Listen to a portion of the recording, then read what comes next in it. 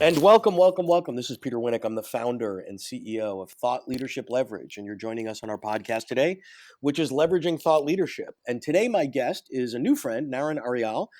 We got introduced to each other recently through a mutual friend, and he is the co-founder and publisher of Mascot Books and Amplify Publishing. He started his career as a Washington lawyer, but we won't hold that against him. He's also an author himself. So his book was called How to Sell a Crapload of Books, 10 Secrets of a Killer Author Marketing Platform. So obviously we're going to talk a lot about publishing and all the fun stuff behind there. So thanks for jumping on today, Naren. I appreciate it. Absolutely, Peter. It's great to be here. And anytime I get to talk to a lawyer that's not practicing law, I think we're doing something good for the planet. You had to bring that up, didn't you? Recovering lawyer. Cool. So, you've got sort of both sides of this. Obviously an author, but, your primary focus is on the publishing side. I find from my work with a variety of authors and thought leaders and speakers that there are incredibly smart people that are incredibly confused, misinformed, baffled, etc., when it comes to navigating sort of the murky waters of publishing. So can you clarify everything they might be concerned about in 30 seconds? Can you, what are the things, so if I'm thinking about writing a book, right? So if I'm a consultant, I'm a CEO, I'm a thought leader, what are some things I should be considering? What should I be thinking about? As opposed to starting with the book. Let me tee it up with the first thing you start with is not the cover of the book, right? Yeah, that's right. That's right. And so I tell authors all the time, when you start thinking about your book, when you put pen to paper, you should already be thinking about target market and publishing pathways. And just at the highest level, I think when we talk publishing, there's two ends of that spectrum. On one hand, you have something called pure self-publishing, where that involves uploading your content on Amazon CreateSpace, Yep. and there you go. You are a published author by this evening. On the other hand, there is traditional publishing, which requires you have an agent. The agent then your work to a large publishing house, typically in New York. And that, of course, is called traditional publishing. Where we reside at Mascot and Amplify Publishing is the space in between, which is called hybrid publishing. And what is some of the pros and cons to hybrid publishing? I like to think mostly pros are we produce what I call New York quality books, Right. excellent quality, thorough distribution, and effective marketing. So we're in the space in between the two ends of the spectrum. And by the way, that space is the fastest growing space in the business, right? So the New York publishing houses, many of them are struggling, right? Unless you're Michelle Obama, it's hard for them to figure out how to market a book for lots of reasons, which we don't need to dive deep on. And then on the CreateSpace side, quite frankly, there are some decent things that come out of there, but more often than not, it's a lot of noise, it's a lot of crap. There's not a lot of quality coming out of there. So to recap, and I think this is the educational piece here. If you were to put down one of your books on the table next to Simon & Schuster, McGraw-Hill, whatever, no one's going to tell the difference. So the quality is identical, and that is from an editorial perspective as well. There's no typos, it's clean, it's neat, it's professional. I think people do have a sense of, oh, well, my uncle self-published something 18 years ago and it was, cockeyed and whatever, but quality is not the issue. I would argue that a lot of the differentiators are around the business model, around the investments, around control, both creatively and financially. And what would you say are some of the reasons why your clients are leaning in to your hybrid model versus going either the other two ends of the continuum that you spelled out? Yeah, sure. So initially, I would say the traditional approach is not necessarily right for everybody. The traditional houses are looking for people with massive, massive platforms. You have to have a platform, but you may not have a massive platform, but you still might have something very important to say in your lane, in your area of expertise.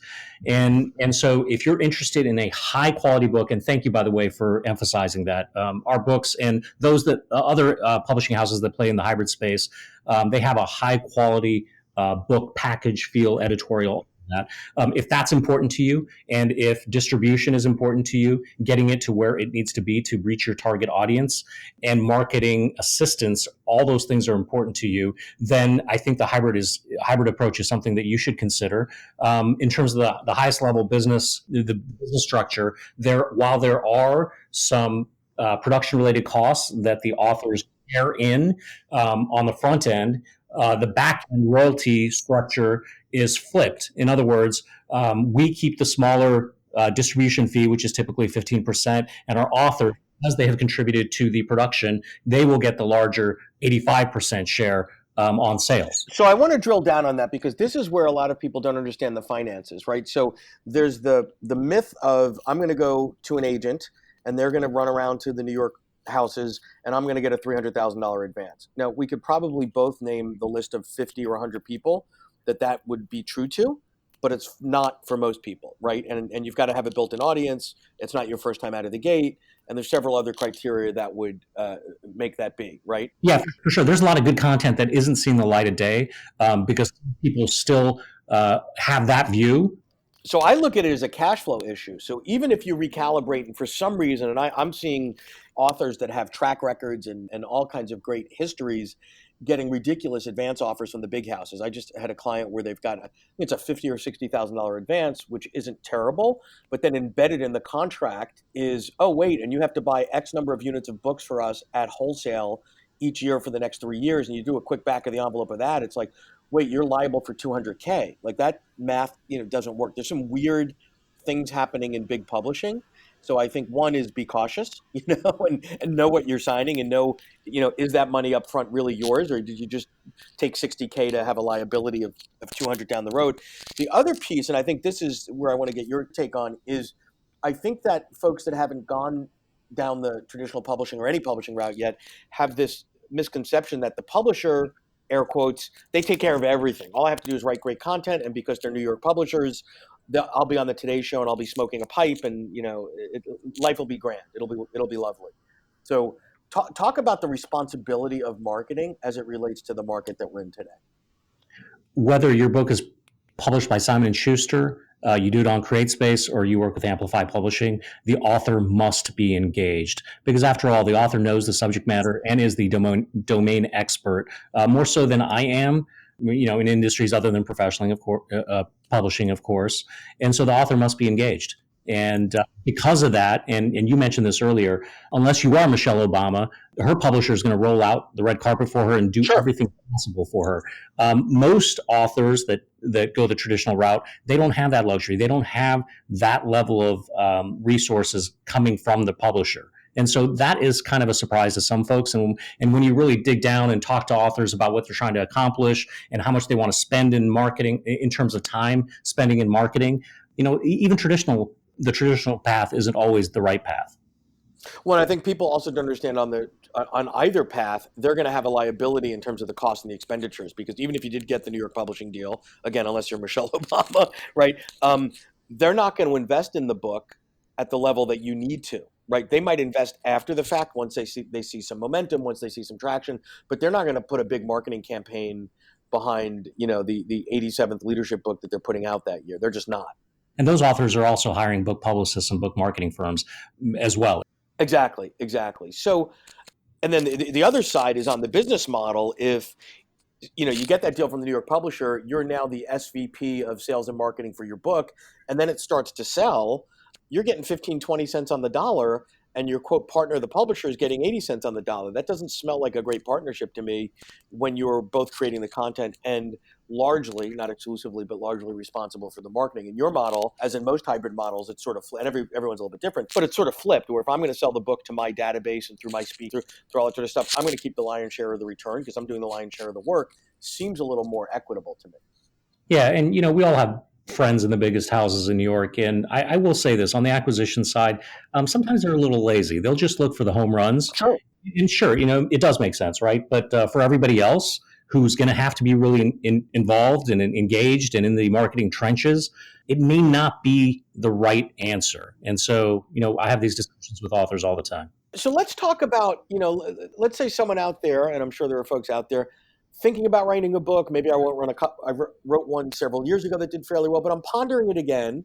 What are the must-haves? So forget the content for a minute that I need to be thinking about and developing in order to increase the probability of that book being successful. Be that building my social media presence, be that building relationships with other authors. What couple of nuggets that you would throw out at us to ponder?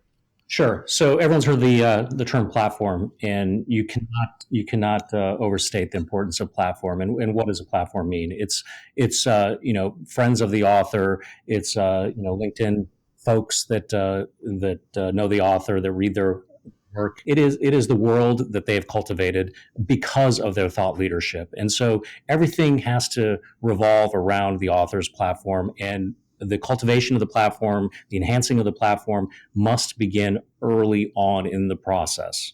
And early on might mean book minus 2 to 3 years, right? Like it's never too early. Absolutely. I mean, if you're not thinking about these times, about marketing when you're writing the book or when you're working with a ghostwriter, it's almost too late. Yeah, exactly. Yeah, if I could just jump in, Peter, you did mention something about how early the platform building begins. One of the things of the hybrid approach that is interesting and appealing is the speed to market. Yep. And so, if you're going through a New York house, you're looking at 18 to 24 months on the low end in terms of time it takes to hit the market. Whereas under our model, we can be on market in as little as 6 months, and it's usually between 6 months and a year. Big difference.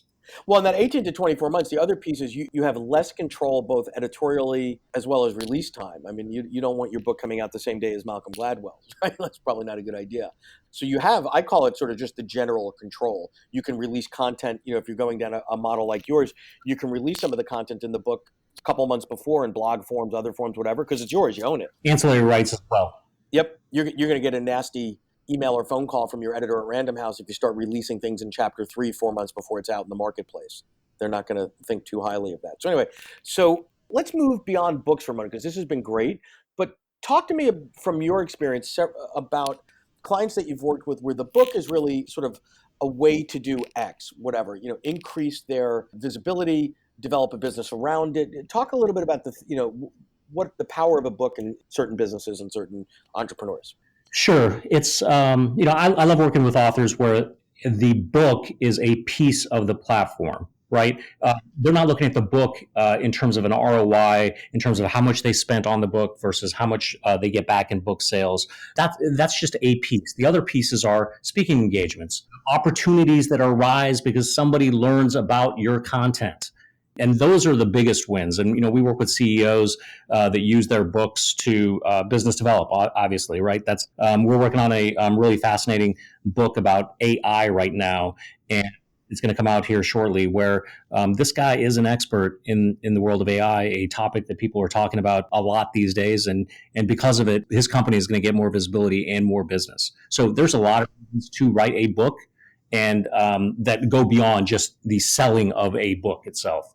Got it. And again, the time to think about that is before, because one of the things that I see folks do, which I think is a mistake, is okay, so let me put all my energy in the book, and then the book comes out and they're very linear. And then after the book comes out, now I'm going to start to think about other things that maybe derivative solutions or how else I can monetize it. You've got to be thinking about those things simultaneously, because I think, and you mentioned earlier, who you're writing this for. Is there an avatar? Of, if you're writing a leadership book, it can't be for all leaders. Your example of the AI person, that's a fairly new space. He can go out there shortly and say, I'm the guy that wrote the book on AI, or one of the books, right? I am, my thought leadership in this space is codified in a book. Why don't you take a look at that? And by the way, here's the 5 things that we do as whatever the business that he's in. If you'd like to talk about that, happy to do that. Yeah, and that book, by the way, I'll go ahead and plug it. It's called The Age of Intent: Using Artificial Intelligence to Deliver a Superior Customer Experience, and it's by the CEO of 247.ai. His name is PV Cannon. Cool. And he's one of the guys that have really revolutionized the space, and we're already starting to field inquiries about when this book is coming out, how we can get him to speak, and so on.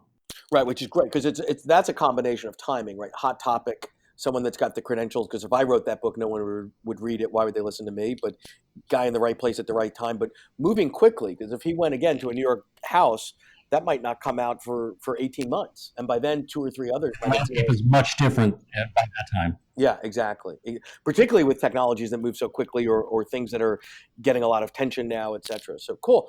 As we start to get ready to close out in a couple minutes here, other thoughts, throw out some things that you see people do that you wish they wouldn't do, and things that you would ask them to consider doing as they're going down this journey of authorship. Sure. So I speak to authors on a daily basis, and I love it when they say, I've got this book that everyone is going to love. Oh, my worst nightmare. Yes. And I've not yet said this in response yet, but of course I'm always thinking of it. When I hear that, I immediately think, well, that means no one's going to love it. Know your target market is the point there. Yeah, and know it with a high level of specificity, right? So the fact that, I get that too. Oh, this everyone would appreciate this book. And I'm like, unless you're Coca-Cola with the $1 billion marketing budget, that ain't gonna work. Right? So I'd rather hear someone say, I've got a great leadership book for, whatever, Gen Xers, managing millennials in the tech world. Like, oh, okay, I can see that. I know where to find those people as a marketer. Yeah, and then the other piece of advice I'd give is like, what are the hot topics right now? And so I mentioned AI.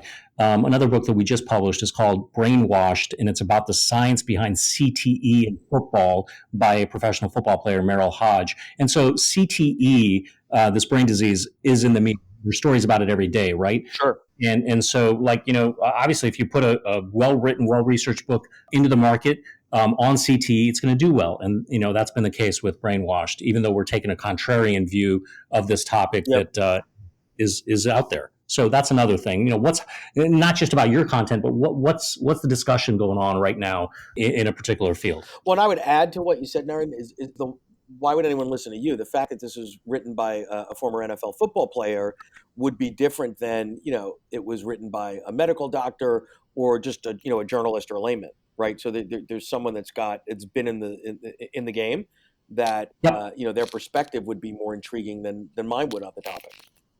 Yeah, and one more example, if I could, right? I mean, personal finance folks and Yep. wealth advisors, they're notorious, or I shouldn't say notorious, but they're prolific in book creation. And so we have one guy that wrote that same book that's been written, before, but he knows his target market. He's in Silicon Valley, and he decided to target his book, which is called Personal Finance for Tech Professionals in Silicon Valley and Beyond. Right now, that is an outstanding assessment of who he Yep. is writing. Exactly. And I would imagine, someone like that, just by the title and the way it's positioned, if I don't meet those criteria, I wouldn't buy the book. And he only cares about you buying the book to ultimately be aware of his firm and potentially become a client. Bingo. Perfect. Great. Well, this has been really awesome. I appreciate your perspective and your take on this because you're in the trenches every day, as am I, and have been doing this for quite some time and are on the cutting edge of what's working and not. So thanks so much for sharing everything with us. And I appreciate it. This was great. Peter, thank you so much. To learn more about Thought Leadership Leverage, please visit our website at thoughtleadershipleverage.com. To reach me directly, feel free to email me at peter@thoughtleadershipleverage.com. And please subscribe to Leveraging Thought Leadership on iTunes or your favorite podcast app to get your weekly episode automatically.